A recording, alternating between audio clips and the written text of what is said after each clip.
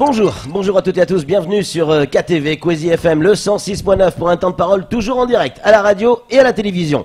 On a un recteur, oui monsieur, un recteur en plateau pour la première fois sur Kwezi et sur Mayotte. Il est avec nous, il nous fait l'honneur d'être sur notre plateau, Stéphane Martins. Alors, comment on dit, monsieur le recteur? Stéphane Martens. Martens, tout simplement. Stéphane Martens, bonjour. Bonjour. Merci d'avoir accepté notre invitation. Alors, comme on a l'habitude de dire ici à Mayotte, caribou, bienvenue ici à Mayotte.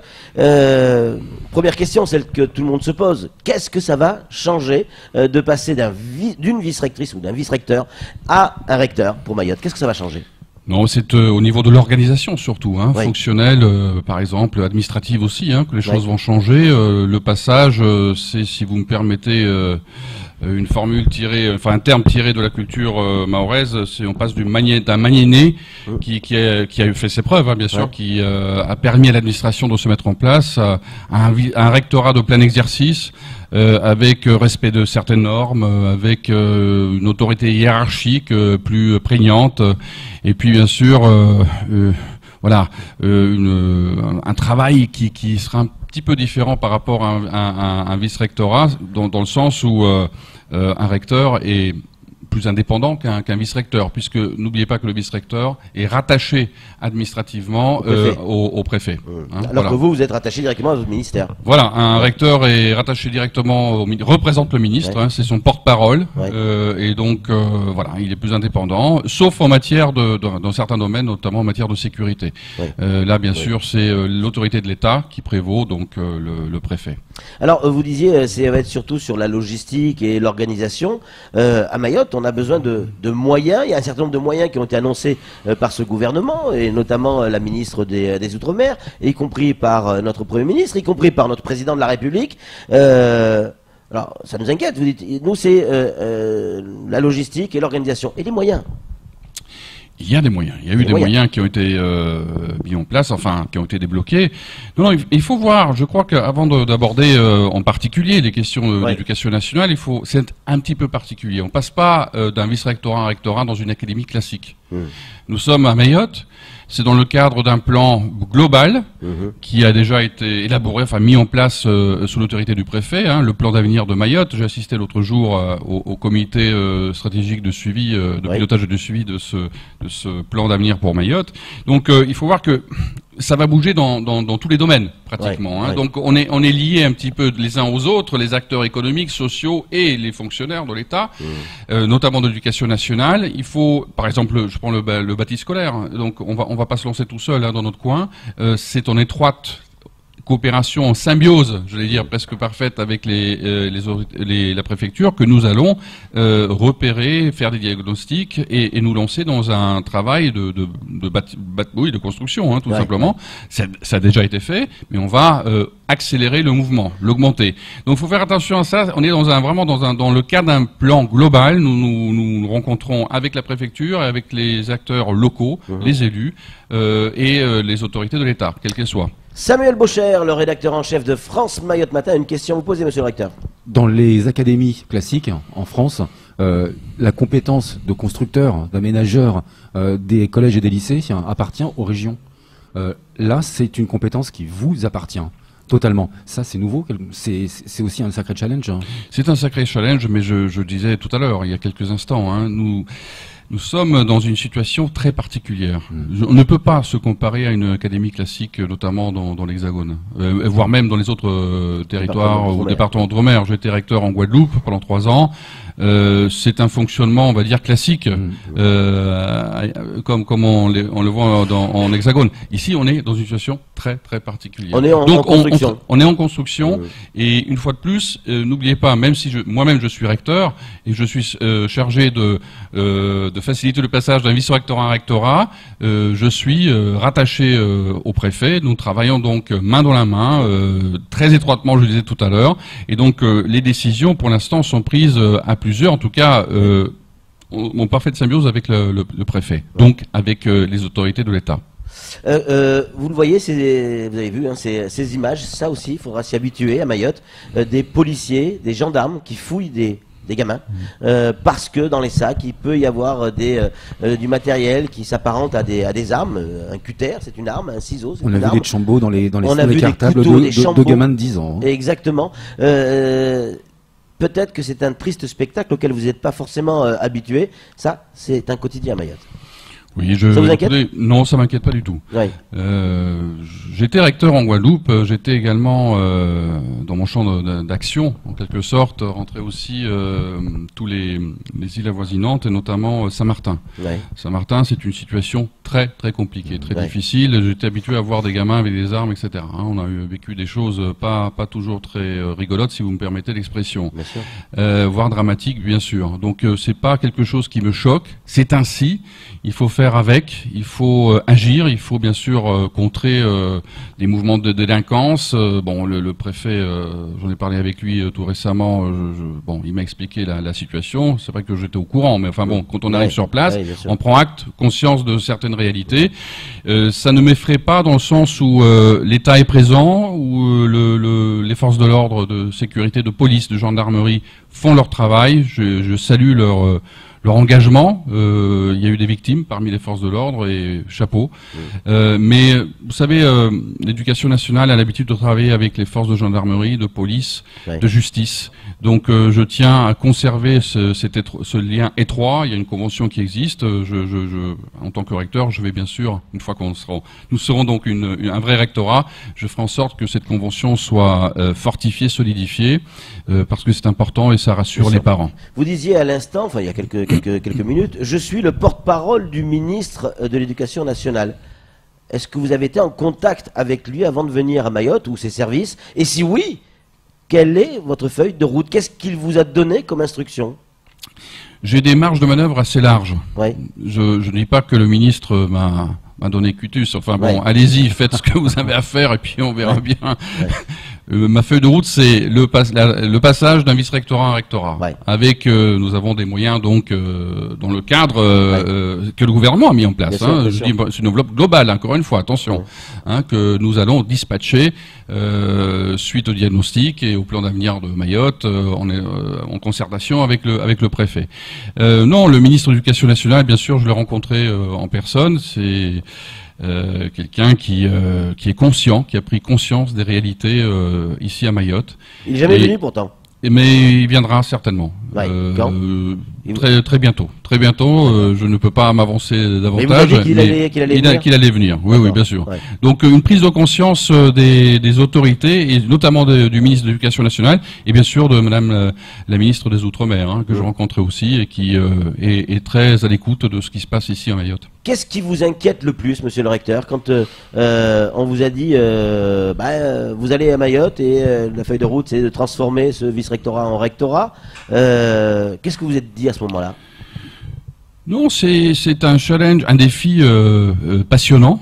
Je viens ici avec enthousiasme, tout en étant conscient des difficultés.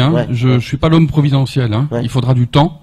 C'est évident. J'ai eu l'occasion de dire oui, un rectorat, ça se mettra en place au bout d'un an, 14 mois, peut-être 16 mois. Voilà. Rien ne m'inquiète en particulier. Mais j'ai des soucis, des objectifs que je me suis fixés en prenant acte, encore une fois, des dossiers. C'est la formation notamment, la formation des personnels, des professeurs d'école, réunir les IEN, les inspecteurs d'éducation nationale, qui suivent qui suivent les directeurs d'école. C'est mettre vraiment que les principaux et proviseurs soient rassurés. C'est la colonne vertébrale d'une académie. Donc il faut que je puisse compter sur ces cadres-là. Je pense que c'est bien parti, il n'y a pas de souci, mais il faudra fortifier cette colonne vertébrale et il faudra former. C'est un travail de DRH qu'il faudra faire auprès des fonctionnaires sur place, donc IEN, professeurs d'école et personnel du rectorat aussi. Voilà, forcément. Samuel. Dites-moi si je me trompe, mais moi je vous vois, je vous perçois comme un véritable représentant direct de l'État. Exactement au même titre que le préfet. Le préfet est le représentant de l'État, mais vous aussi. Est-ce que ça signifie aussi que quand il y aura des problèmes, peut-être, de sécurité, vous pouvez interpeller le préfet pour lui dire il faut que vous agissiez, monsieur le préfet? Ce que ne pouvait pas forcément faire un vice-recteur avant. Oui, un recteur peut interpeller directement le préfet, mais on va dire, dans les DOM, les deux plus hautes autorités, quand il y a un rectorat, c'est effectivement le préfet d'un côté et le recteur de l'autre. Donc on a intérêt à travailler main dans la main. On a intérêt à s'entendre, à être en contact permanent, à communiquer de manière permanente. C'est ce qui se passe depuis mon arrivée ici, ne serait-ce qu'en vice-recteur déjà, et ça se passe très très bien. Je salue l'action du préfet Saurin.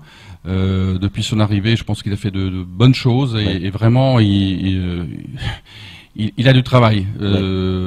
C'est pas évident, mais vraiment. Alors, en tant que recteur, effectivement, on peut plus facilement peut-être interpeller le préfet. Mais encore une fois, ce n'est pas une question là d'opposition ou de concurrence de services. C'est vraiment une entente, une symbiose qu'il faut créer. Et quand j'étais recteur en Guadeloupe, j'ai eu 2 préfets. Et ça s'est très bien passé. Monsieur le recteur, vous le voyez cette image? Là aussi, on va vous en montrer des images avec un plan large. Oui. Vous allez voir. Regardez cette image. Il y a des enfants à Mayotte qui ne vont pas à l'école. Oui, il y a des enfants qui apprennent à lire et à écrire dans la rue avec un certain nombre d'associations.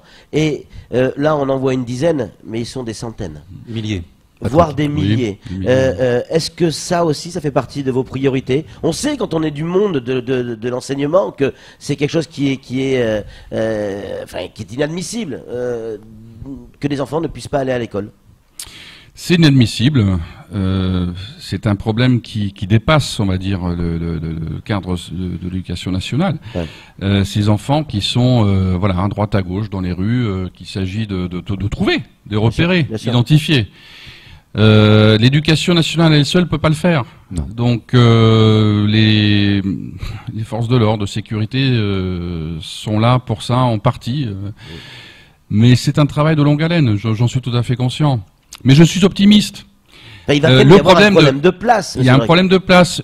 On est en train de construire c'est prévu. Oui. Le temps de la construction, il va y avoir peut-être une petite génération sacrifiée là-dessus. Ou pas. J'espère que non, mais c'est un travail. Si vous voulez, les classes moins 3 ans, 100%, les maternelles remplies, c'est un objectif qui est difficile à atteindre. Ouais. Il faut en être conscient. C'est difficile. Ouais. On est dans une situation, l'immigration est massive, c'est difficile. Ouais. Mais je suis optimiste. Encore une fois, j'ai été un de mes premiers postes, c'était professeur dans un cours privé pour enfants de la dernière chance. À 20 ans, ils étaient en 3e, enfants violentés, délaissés, etc. Ça m'a profondément marqué pendant 4 ans.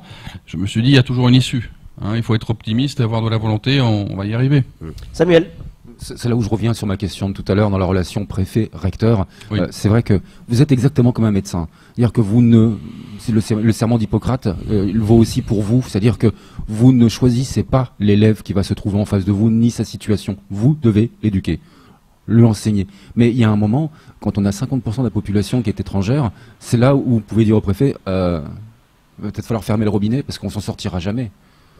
En clair, est-ce que votre regard sur l'immigration, parce que c'est quand même le problème de Mayotte, Écoutez, moi je suis haut fonctionnaire, futur recteur certainement de Mayotte, en charge de cette transformation. Un élève, quel qu'il soit, a un droit à être éduqué. Donc je ne dérogerai pas de cette ligne-là. Le préfet est tout à fait conscient qu'il y a un problème massif d'immigration, problème de reconduite aux frontières, etc., etc. Donc nous en sommes tous conscients, les moyens de l'État ont été mis à disposition. C'est difficile parce que on n'est pas face à des objets, à du mobilier, on est face à des êtres humains. Et quels qu'ils soient, il faut les aider, il faut les secourir. Et puis mon rôle, ça sera évidemment de faire en sorte à ce qu'ils aient une éducation. Forcément. Monsieur le recteur, vous êtes arrivé fin de semaine dernière, si je dis pas de bêtises. Tout à fait. Jeudi. Quelle est la première chose que vous allez faire? Quelle va être j'allais dire la première mission, celle qui pour vous a le plus d'importance là, maintenant, aujourd'hui? Aujourd'hui, c'est de comprendre. À part de mieux. Sur Coisy, oui, tout à fait. Avec grand plaisir d'ailleurs. Je suis ravi. Non, c'est d'abord comprendre, observer. Ouais. Écouter. Ouais. À l'époque, je l'avais fait en Guadeloupe, c'est l'essentiel. Déjà, ne pas arriver en disant moi j'ai tout compris, etc. Non, c'est apprendre, comprendre, écouter. Donc l'objectif principal dès la rentrée, c'est-à-dire quand je reviendrai mi-août, juste avant l'entrée officielle, c'est réunir les équipes, c'est faire un diagnostic le plus fin possible, voir sur place au rectorat. Je parle de vice-rectorat, les équipes, les services. Je disais tout à l'heure, imaginez vraiment une formation, parce qu'on va monter en puissance au niveau des compétences. Il nous faut être compétent, c'est important, et créer du sens collectif. Mon prédécesseur, Nathalie Constantini, avait fait un travail formidable, son prédécesseur également, etc. Je disais tout à l'heure, l'administration est en place, les structures sont en place, mais il nous faut monter en puissance. Il faut en prendre conscience très très vite. Donc c'est vraiment du sens collectif qu'il faut davantage encore mettre en place, et savoir qu'on a une ligne rouge avec un projet d'académie qu'il nous faut mettre en place, un nouveau projet d'académie. On l'a vu encore il n'y a pas si longtemps que ça, et on le voit depuis des années, les relations entre syndicats et vice-rectorat ont toujours été compliquées, tendues.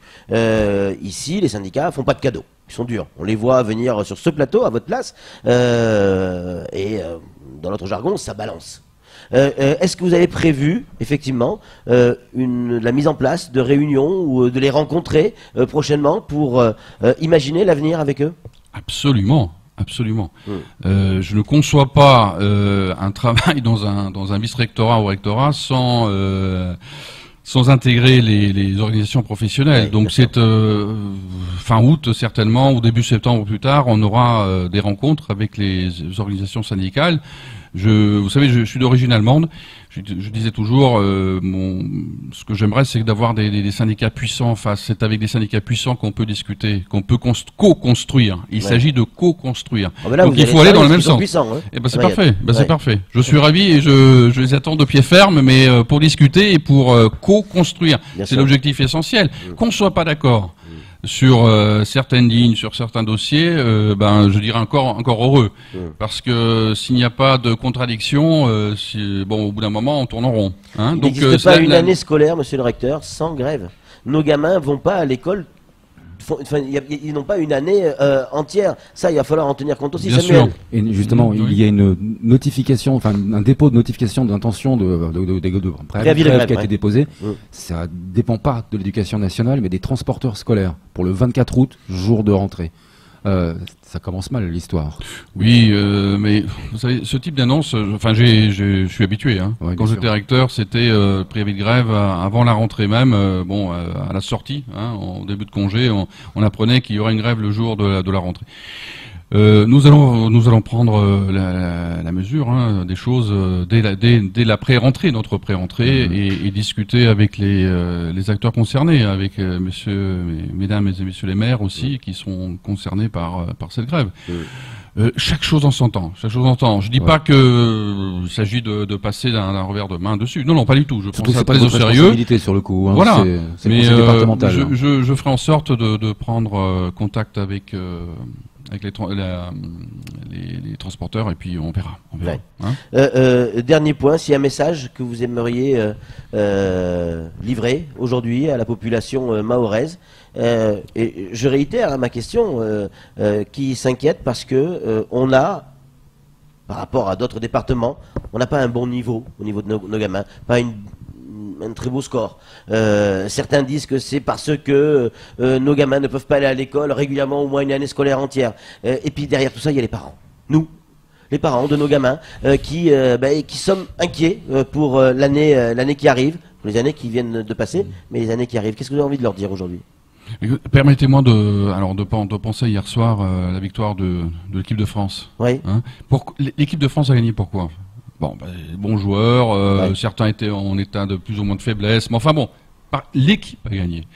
Il y a eu un sens du collectif, et l'entraîneur, sens du collectif. L'entraîneur, les joueurs, sens du collectif. Les remplaçants, ceux qui n'ont pas joué, tout le monde était dans une même direction. Personne n'est délaissé. C'est un petit peu le message que je voulais dire, c'est ayez confiance, il faut créer de la cohésion, du sens collectif. Il y aura toujours des problèmes. L'éducation nationale, c'est une grande maison. La communauté éducative est faite de femmes, d'hommes, d'enfants, parents d'élèves. Il faut que les parents d'élèves se sentent davantage concernés. On fera le maximum. Et un rectorat, digne de ce nom, doit aussi intégrer les parents d'élèves dans la co-construction. Non, mais il faut être confiant. Le problème de l'immigration, le fait qu'il y ait beaucoup d'enfants, des milliers d'enfants qui ne maîtrisent même pas la langue française, bon bah c'est un problème spécifique à Mayotte. Il faudra le prendre à bras le corps. Il y aura des classes spécifiques avec des professeurs, des enseignants qui seront en charge de ces problématiques-là, tout en particulier, c'est clair. Samuel qui va conclure. Au-delà de vos compétences, moi je me pose plein de questions. Je vois le préfet, il fait 1m90, c'est de l'humour. Hein. Le préfet fait 1m90. Le sous-préfet Kerdoncuf fait 1m90. Je vous découvre ce matin, vous faites un bon 1m90. C'est un profil de recrutement. On n'est pas recruté, je pense. Donc, si jamais c'est le cas, je serai jamais à la préfecture. C'est clair. 0,2, 2,5 kg, 3 de tension. Bon, écoutez, je pense que c'est un pur hasard. Mais ça n'a pas toujours des avantages d'être grand comme ça, hein, parce que la moyenne de la population est légèrement plus petite qu'à 90. Donc je dois souvent me plier, alors que ce serait plus simple de rester.